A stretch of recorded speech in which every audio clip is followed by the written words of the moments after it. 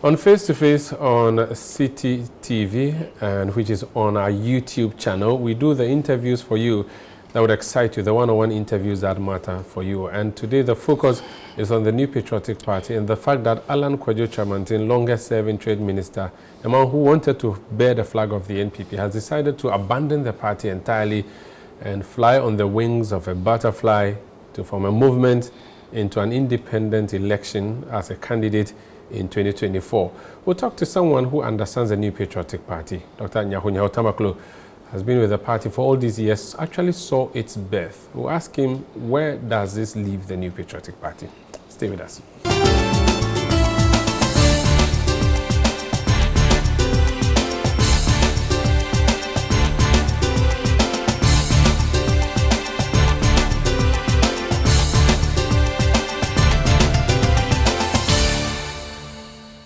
The New Patriotic Party is at a place that would be described as a crossroad, but for some, it's actually a difficult place that the party finds itself. A party in government losing such a significant member who almost became flag bearer maybe in 2007, but decided to opt out. Resigned at the time, stayed in the government, and now resigning again. Alan Kyerematen, his story is what we are looking at and what the consequences to the New Patriotic Party. My name is Umaru Sandamado, and my guest today has seen the birth of the New Patriotic Party and has watched it grow till today. We'll be having a conversation with him. Please stay with us.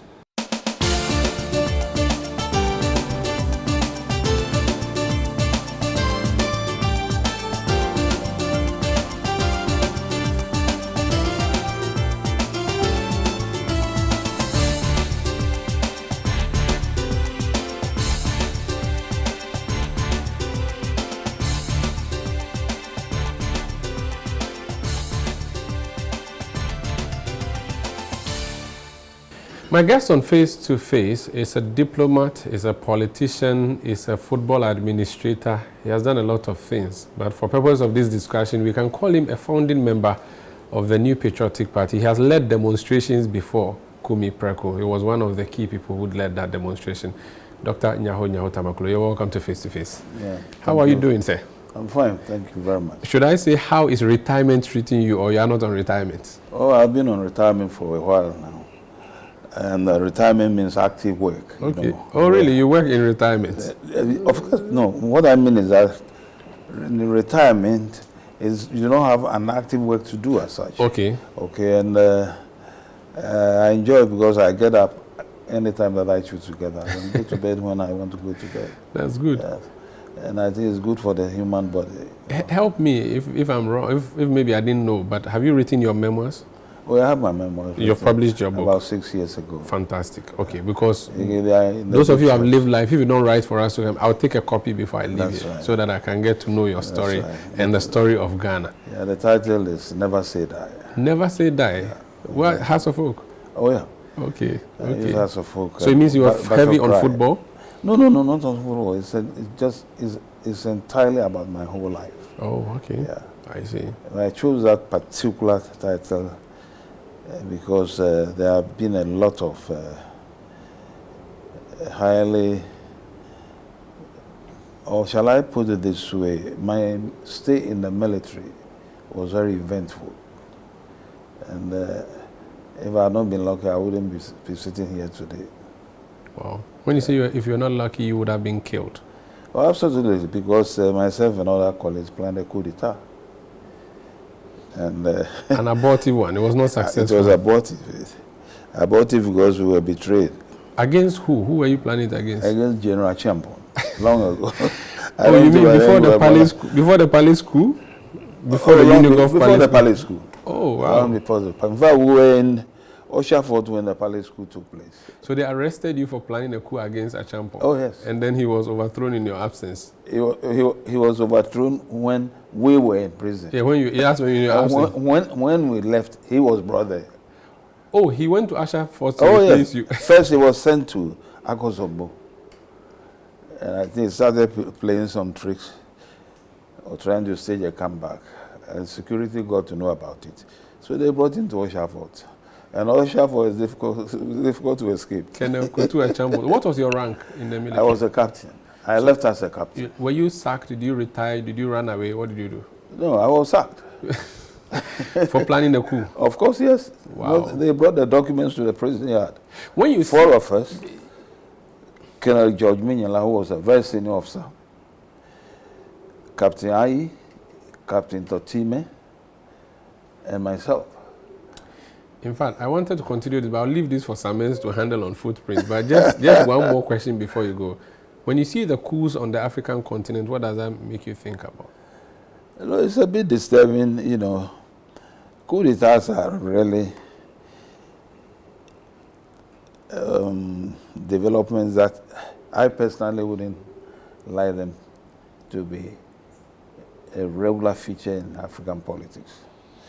But the problem is that African civilian leaders, when they get the opportunity to serve the nation, they don't serve the nation, they serve themselves.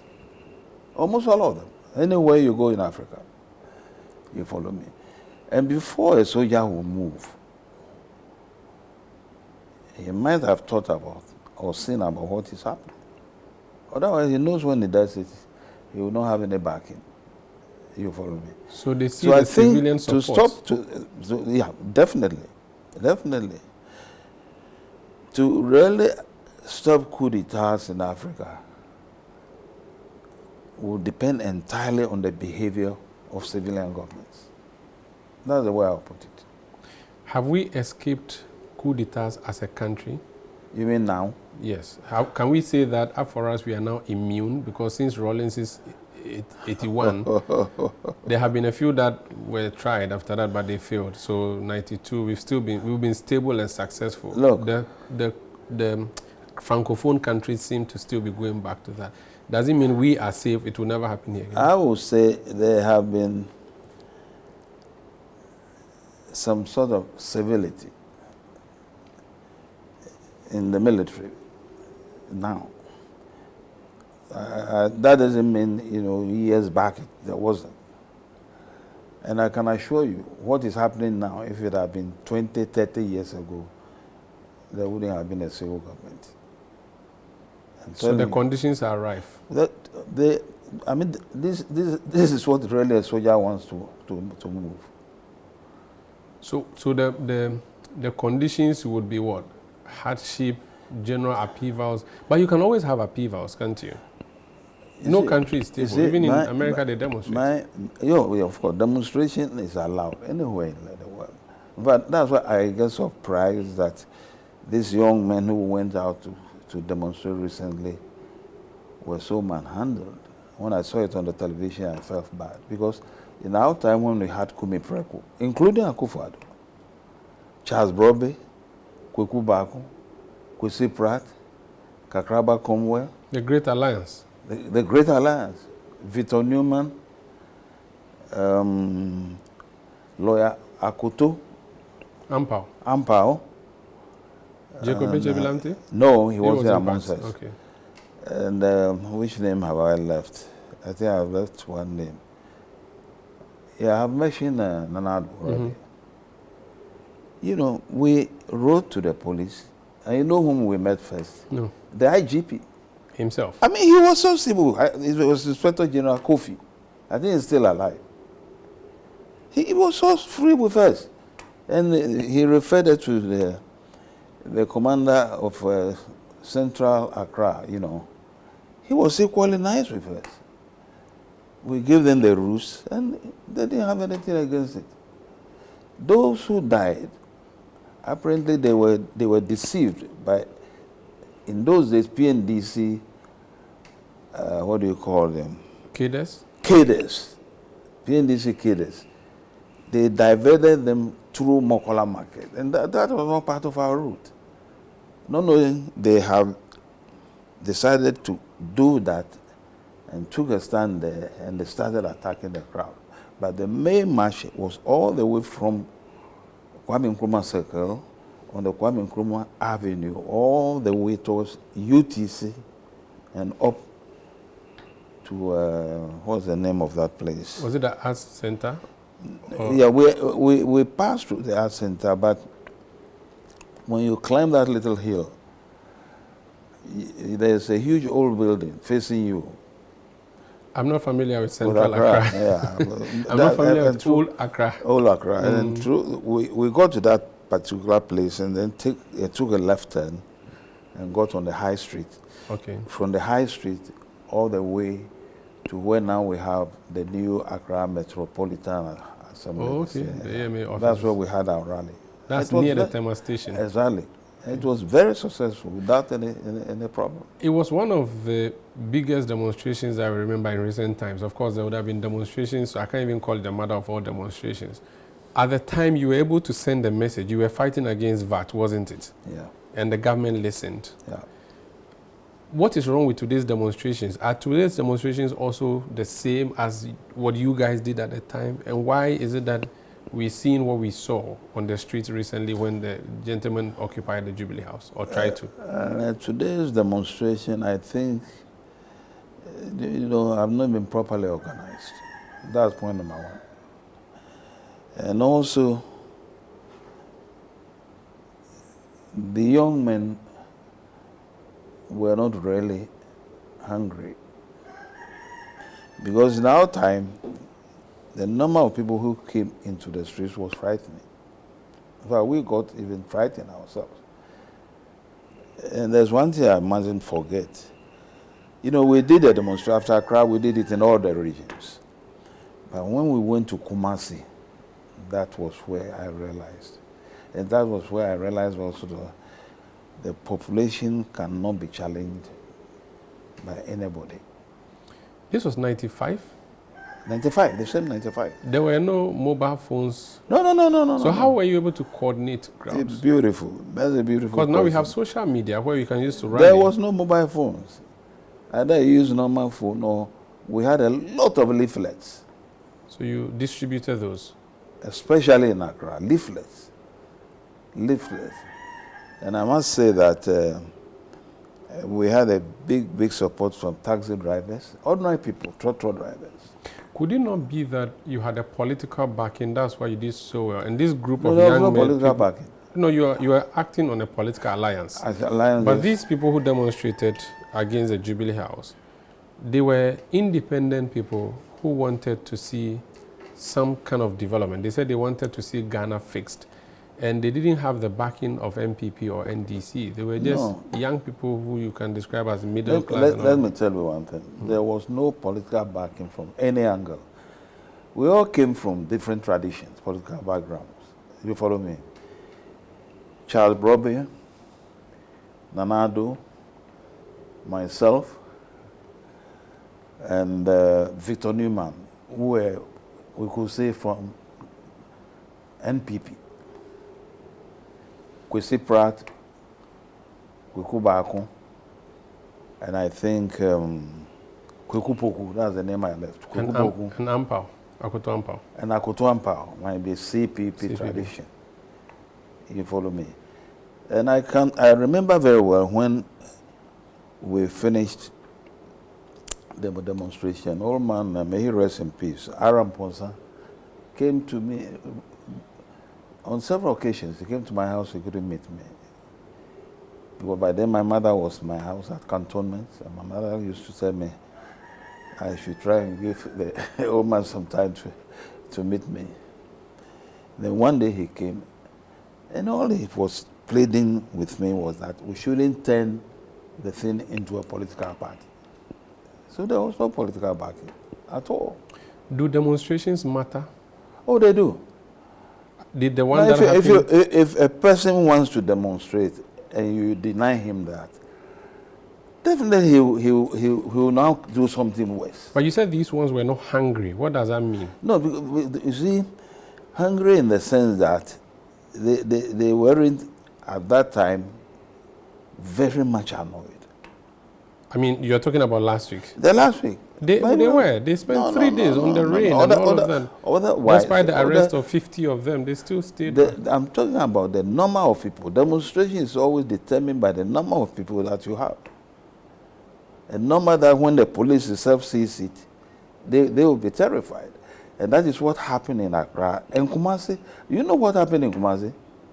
When we got to Kumasi, They're not just the police. They brought the military out too.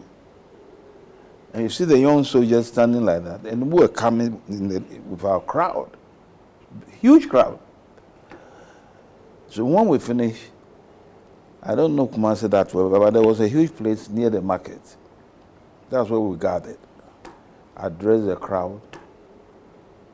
They were so happy. And you see the sea of black heads in front of you when you stand on the dais. Mm-hmm. After that, we left. Went to City Hotel area. There was an old bungalow that we went there to eat something. Whilst we were waiting, we saw the police car coming. So we thought they were coming to arrest us before we were ready. Then here was the regional commander. He greeted us nicely.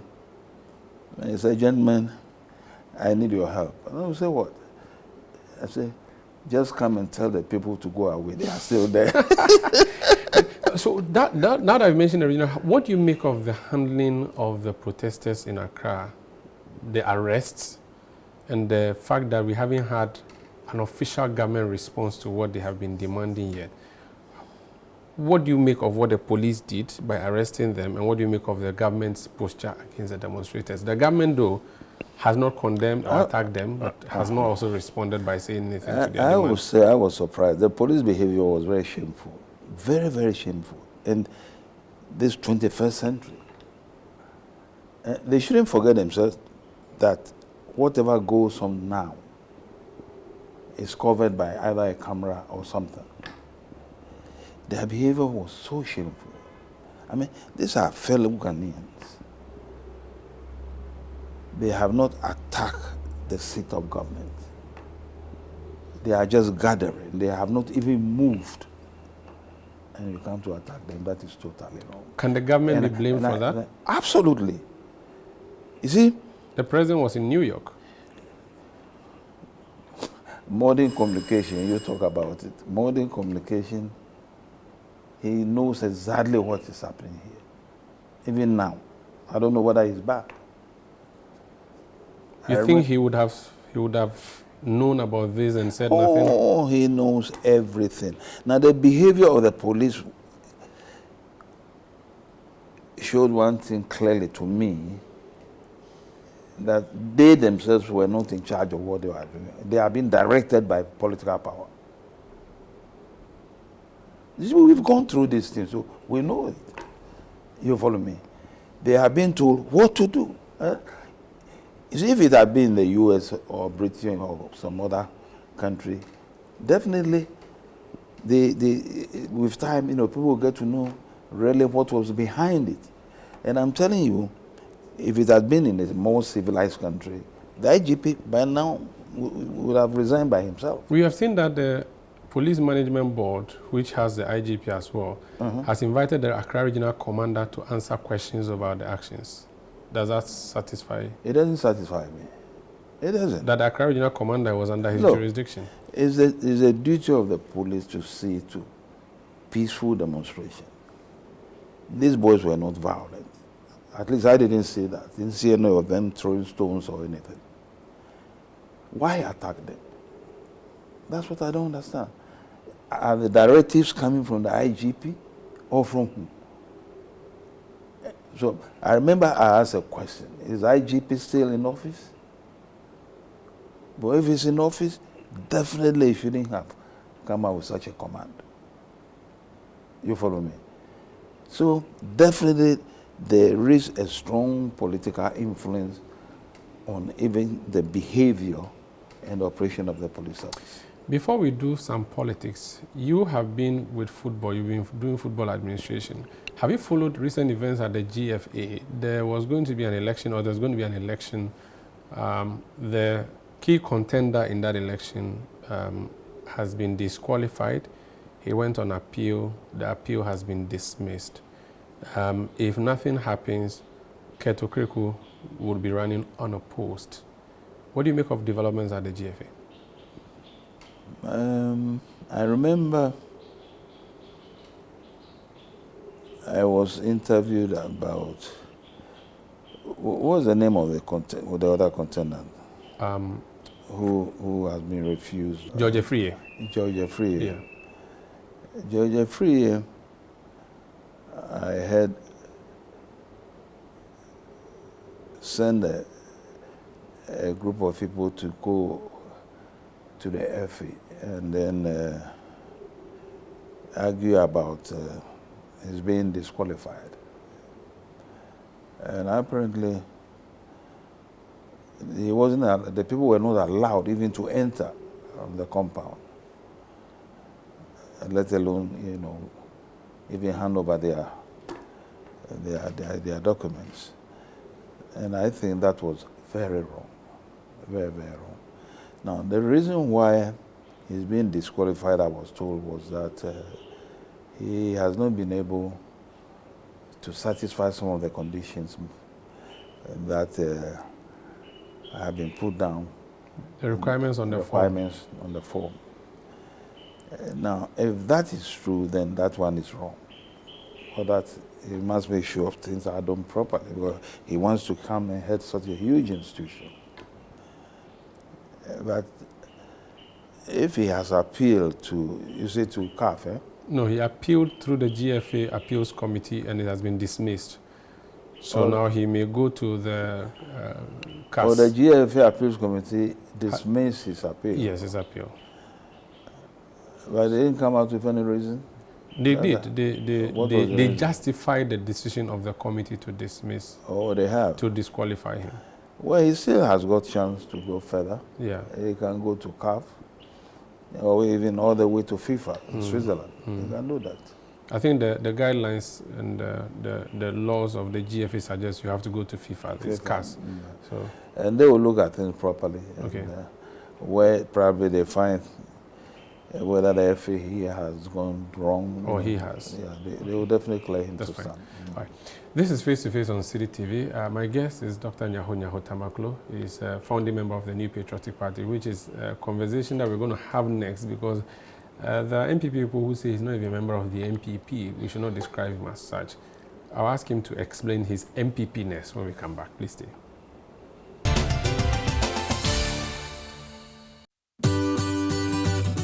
City TV is live on DSTV. Go to channel 363. On GoTV, access City TV on channel 182. On a digital TV, please press the menu button on the remote control and run a new search on your TV. Take note that without an antenna, you cannot access City TV on your television. City TV can be accessed on a free-to-air digital box like the GoTV and Star Times box. City TV, it's your world.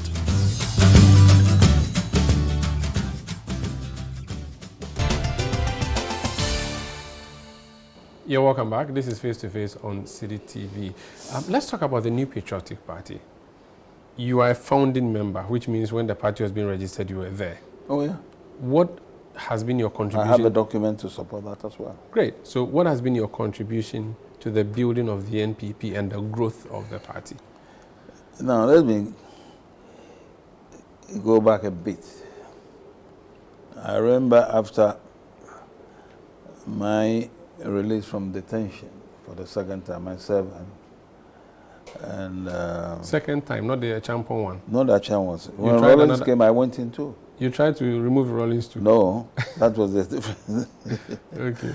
Now, Kwame Pianim was then in when we went to join him. 1 or 2, 3 people went to join Kwame Pianim. He has been there for about 10 years. He didn't do anything wrong. Kwame Pianim himself, 10 years in prison. Oh, you see, these are things that young people don't do. When you say Kwame, you should respect him very much. Kwame was fighting against military regime. He was nearly killed. He was nearly killed. He was sentenced to I don't know how many years. By the time I met him in Sawam, but before he came, I had been to Sawam already. But by the time I met him in Sawam, he had spent almost 10 years there. Wow. And the time that I was released, and I asked of Kwame had moved from someone to Anomabo prisons. People have suffered in this country.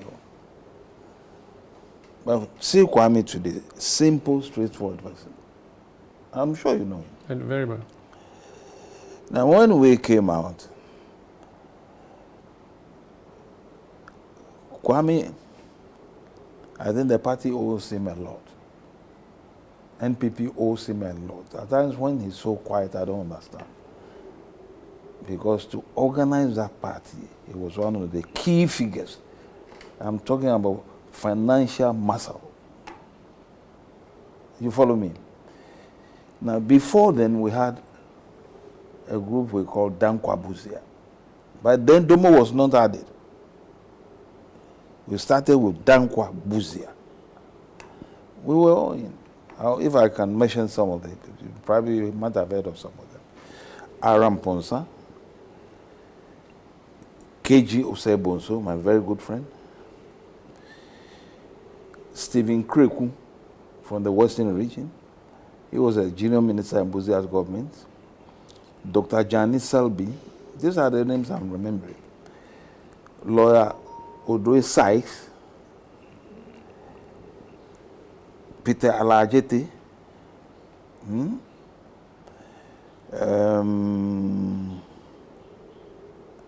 This gentleman who has passed on.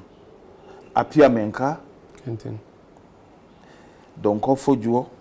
I mean, these are the elders in the party then. And we used to move. In those days, there's a gentleman. And this was before 92? This was before 92. If it had been known by government, I'm sure government might know, but there's nothing they can do. We used to meet quietly. But this was, so you were organized under Dankwa Buzia? It was under Dankwa Buzia. The name NPP came in 92. So this movement you're talking about was under PNDC? Under PNDC administration. That's why I say if they... So you were operating in the dark? In the dark. There are places we meet, secret places you have to have meetings. There's a gentleman from, I don't know why I've forgotten his name, an elderly man who has passed on. We used to meet in his house at Rimway Estates. Then after that, we moved to the house of Stephen Kreku in Cantonments. His Cantonments, which was not far from my house then. It was in 1918. We used to travel quietly to places, Dodowa, what do you call it, Koforidra and all these places, Kumasi. I remember an incident when we went to Chebi. I then were to celebrate the birthday of Dankwa, JB Dankwa. Things have been set nicely. Then the PNDC, the cadres came in and started throwing things around. I have then bought a brand new car. It was nearly destroyed. You see, one has gone through a lot. So we passed through all this process, and finally, we had a meeting. We brought the meeting. When we got to know that the whole thing is going to be official, we came out now, and we're meeting at this hotel belonging to Nanado's father years ago. What was the name of the hotel? Ringway Hotel, That's where we were meeting regularly. And then finally, the name... NPP. Then you birthed the party. Out. I remember there were those who were against the symbol elephant and others. And one thing I remember also was that somebody came with the idea that National Patriotic Party, and PJ Darocha was against it. Is that why everything national? No. So it should be new. And I believe that was even changed at the Electoral Commission. You follow me? So then you organize yourselves opposing Rawlings throughout his 8 years as a civilian president. Oh, yeah. Then Kufuor comes in 2001. Yeah, I forgot. Kufuor started with us. Okay. Yeah, Kufuor was... Edubuahin. Edubuahin. Okay. Edubuahin. I can't remember all the names now. That's fine. So I'm just looking at your personal role. So 2001, when did Kufuor give you a job? Was it the second term or the first term? Oh, the second term. So the first 4 years of Kufuor, what No, were you no, doing? I was nowhere. He didn't give you any appointment? No. Kufuor, who had been my close pal. I remember we went to Kumasi. From there, we went to Obuasi. From Obuasi, we came down, attended a rally at KG Methodist Park in Kumasi. Kufuor took me there. Myself and Teresa Tego. And there was a huge crowd. Kufuor introduced me. I sat down just close to him. He spoke. Then they asked me to speak. Of course, naturally, I don't speak Twi, so I have to address them in English. Then Teresa Tego was asked to speak. That was her first experience, her maiden speech on the platform. Wow. Then she turned and said, Teresa Amele Tego. Amele Tego. Then she turned and said, Nyaho, meaning Kame. Wow. That was how she got really involved in politics serious. And she was a good speaker later. So why didn't Kufuor give you a job? What did you do wrong? Well, Kufuor had been very close with me. I remember very well in after Edubuahin couldn't remove Rawlings. It was in my house at Cantonments that about 5 of us met. I hope I can get all the names. Lee Stephen Kreku, Dr. Janice Selby, KG Osebunso, he's still alive. Kandapa, the president, yeah.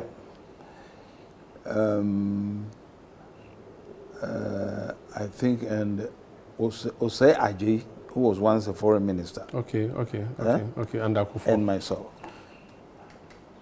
We took a decision, we decided that Kufuor should be the next in line.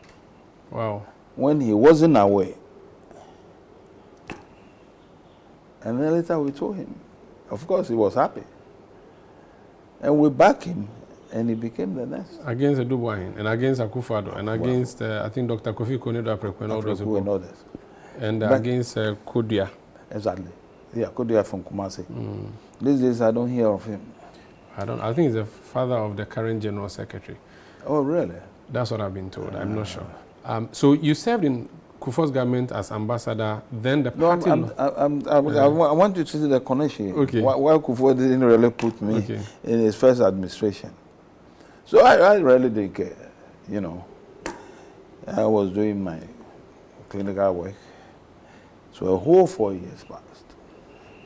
And then I was once in the clinic when I had a call from late Kojo Banredo. That was Kufuor's second coming. Huh? 205. 205. Then Kojo said, oh, he calls me senior. I said, senior, can I sign your letter? I said, what letter? He said, oh, I thought you had been informed already. I said, no, nobody has told me anything. And then he just gave me a gist of it. I said, Kojo, don't sign it. I don't want to embarrass you. I said, oh, senior, but think about the appointing authority. I said, no, don't sign it. So I left it like that. I was going about my duties normally. Then one day we were having the 10th anniversary of H.P. Nyamite, one of the giants of Accra Hasofo. May he rest in peace. His 10th anniversary. So we were in the cemetery, Osu Cemetery. And I had a call from a friend of mine, a gentleman, and an experienced intelligence officer, Francis Poku. I always Kufuor's stand up Minister for National Security. Yes, Minister for National Security. And I always say, had it not been for Francis, we wouldn't have lasted even 6 months in government. He protected the government. Absolutely. But you sacked him last minute. You Oh gave wait, house arrest. when he was sacked, I was an ambassador. And I nearly resigned. Wow, because I'm telling you, I'm being frank with you. Well, could you understand?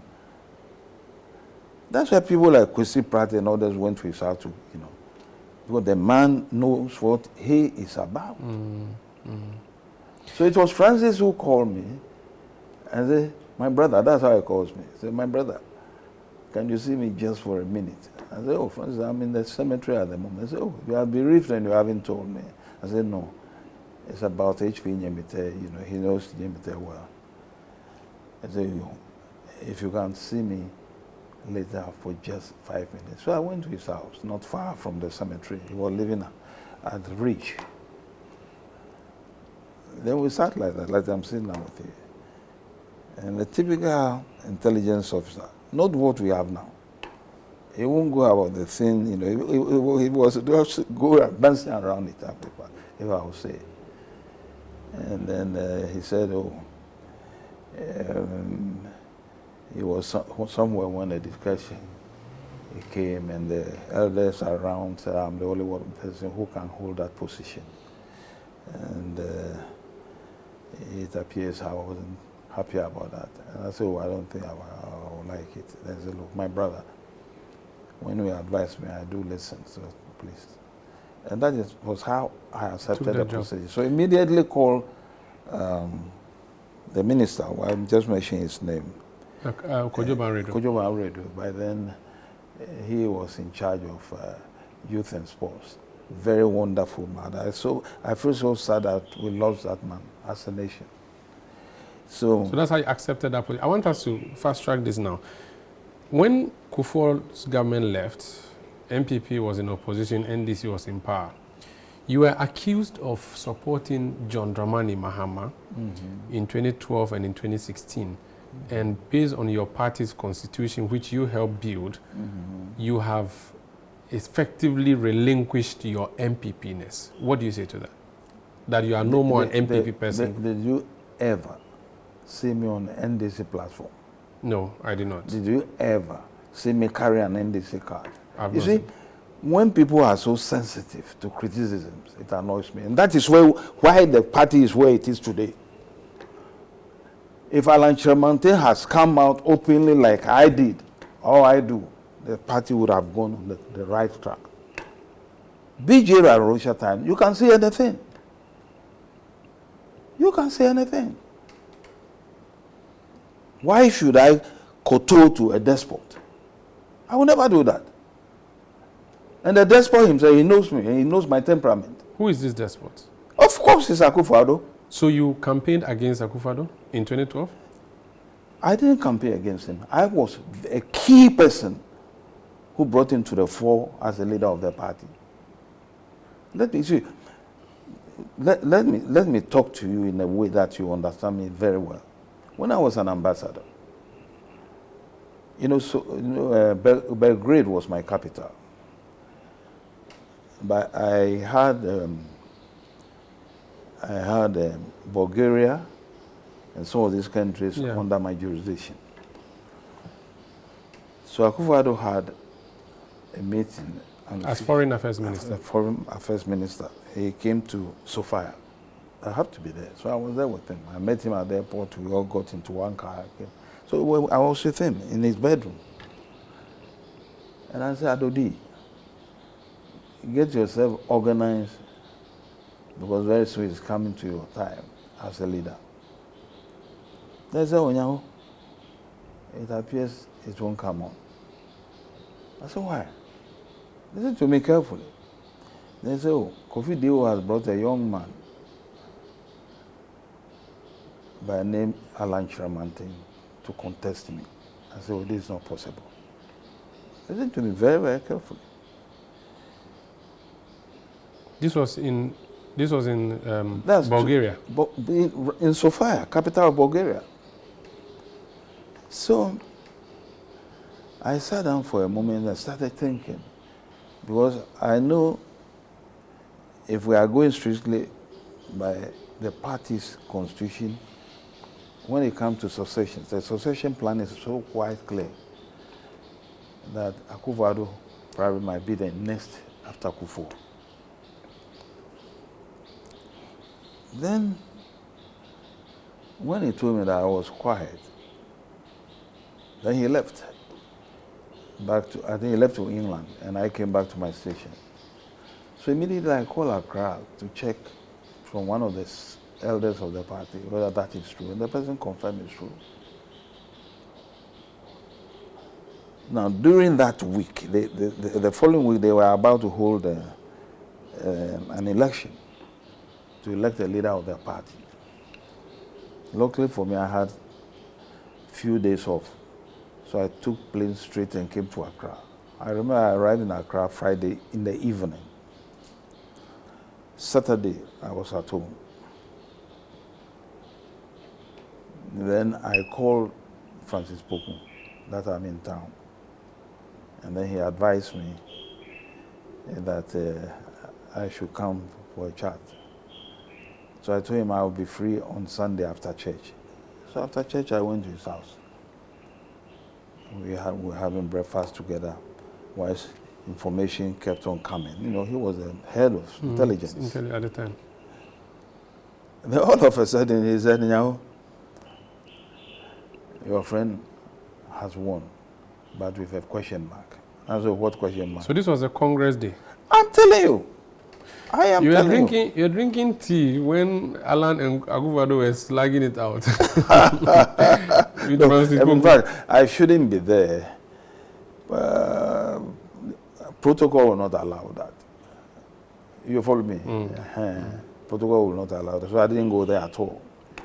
But I was behind and I knew what was happening.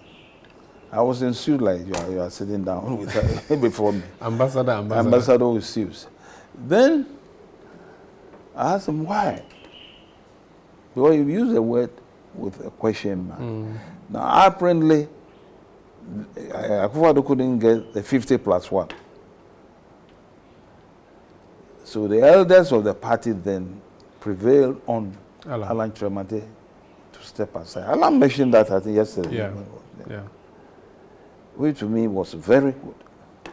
Then after that, I told Francis Poku that I would like to go and see my friend. He was then in his Nima house there. So I went there. When I got to the gate, you know, they know me. They opened the gate, I went in. There was a huge crowd of people. That was when we presented about 11 or 12 people. I've forgotten now. 17. 17. You've been charitable. So when people saw me, people were so happy, jubilating. The whole of my suit got powder everywhere. You know. But when I was going, Francis called me. I said, when you will tell your friend that he is now a national leader. He is now a national leader. And he should behave as such. It will never get out of my mind. And I'm not afraid to say it. Because it's true. You follow me? Has he lived up to that? You know it better than I do. You are a journalist. You are a politician. I should have asked you that question. You know him. You sat in the same bedroom in Sophia. I wasn't there. Let me take a break. I'll come back and ask you what the problems with the NPP are now and how you think it can be fixed. This is Face to Face on City TV. My guest, Dr. Nyaho Nyaho Tamakloe. Please stay with us.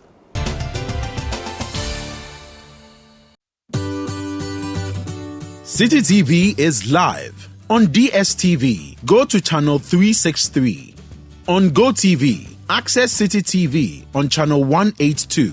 On a digital TV, please press the menu button on the remote control and run a new search on your TV. Take note that without an antenna, you cannot access City TV on your television.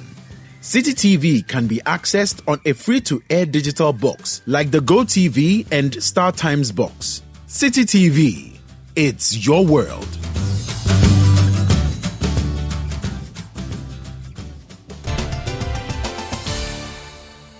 You're welcome back. This is Face to Face. My guest is Dr. Nyaho Nyaho Tamakloe. You describe Akufo-Addo as your friend. Oh yeah. And yet, the party people say you left your friend to support your nephew's brother in an election. Maybe it would be normal that you did that. It's never true. It's never true. I haven't got even the financial muscle to give to John Mahama. But so how am I going to support them? I wasn't writing articles for them. What I do was that when our party was going, you see, this is where the problem is. Did Akufo-Addo ever confront you about all these allegations against you? Did he ever talk to you about it? But he himself knows me. Akufo-Addo knows me very well. He knows I will never do that. Why? Look, if I had wanted to move from, like Kyerematen has done yesterday, I could have done it. And me, I will come out officially and say, so you have not resigned from NPP? And nobody can sack me from that party. I have not resigned. Nobody can sack me. And they've not sent you a letter that they've dismissed you from the party? No. When I criticized the removal of Afoko, Kwabena Japan and crowd, and to be frank with you, I really put Akufo-Addo on the carpet for that, because I believe him strongly and I know he is a Democrat. But when I got to know that the reasons why they removed him was because they were accusing him, they were accusing them also of being what do you call it? Moles in the party. You follow me? And it's so true. The reason why they were removed, some of us know it. So you follow me? So were you given a letter of sack at the time? They met at the national level or whatever they call it, of the party, and nobody could take a decision about me. And then one gentleman who has passed on, he was a regional minister in Nanado's government when Nanado came newly. One is from Tema originally. Ismail Ashiti. Ishmael Ashiti. He boasted that he can write a letter to me. So he was the one who signed the letter that I have been suspended indefinitely. Which means that you could not vote in the just ended Superdelegates Congress because you are a foundation member, you could have voted, but I'm not sure they allowed you. Oh, I could have voted, but why should I go there? You said to me in an earlier interview that the NPP currently doesn't have people with gravitas to, discipline the party. Explain that point to me. No. Or put the party together. When the party was founded, the leaders of the party were giants. When you see them, you respect them.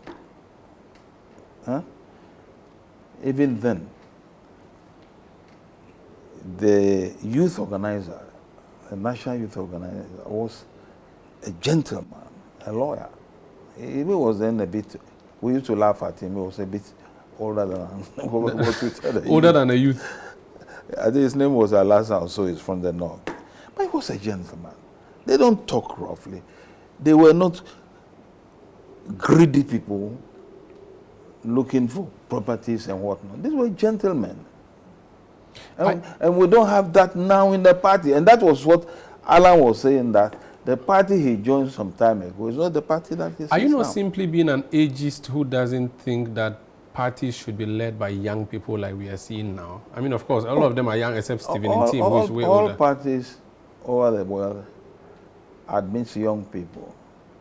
But the experienced one come to the fore quickly. Look at the U.S. now. Who is the leader? He's over 80. You follow me? Maturity and experience. I'm not saying that young people should not. In fact, I'm for the youth.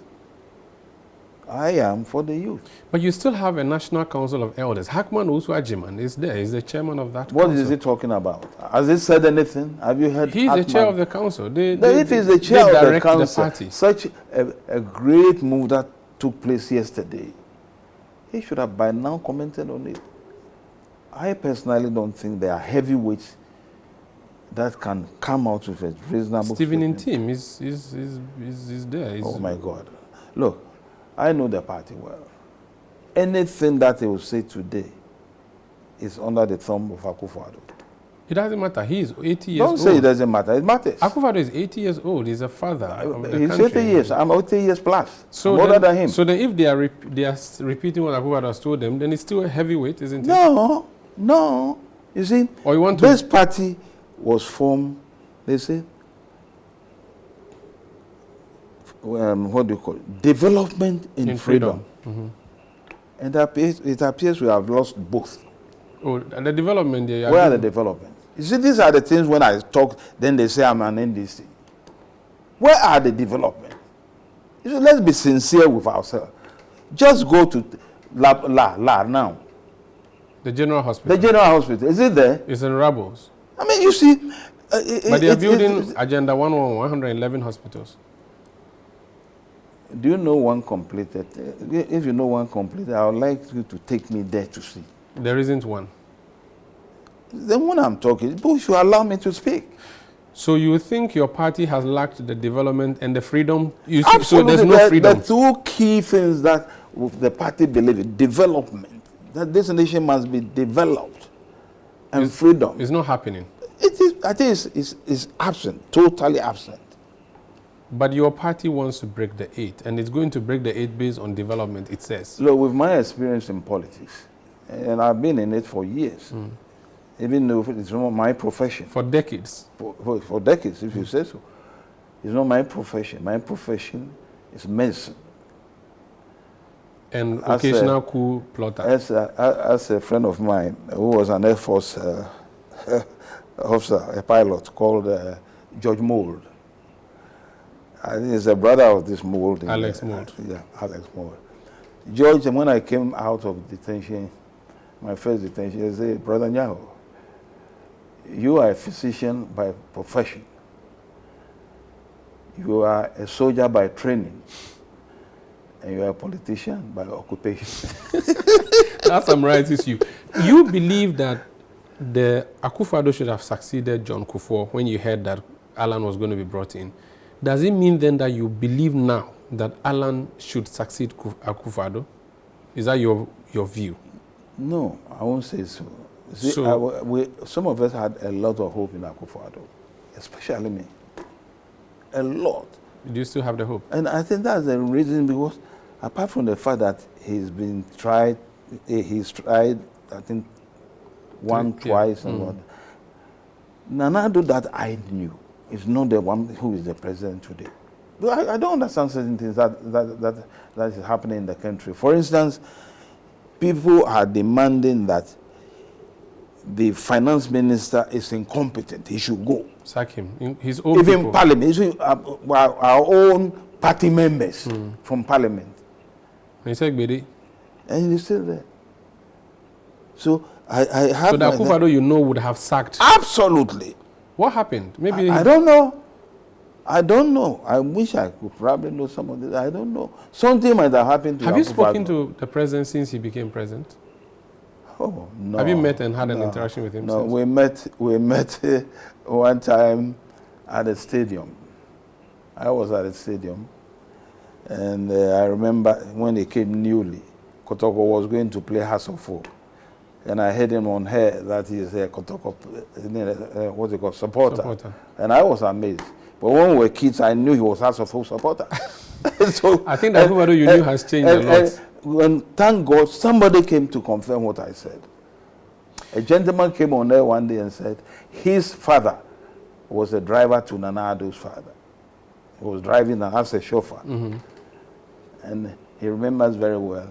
Nana Addo was then a small boy, and he knew him as a House of Folk supporter.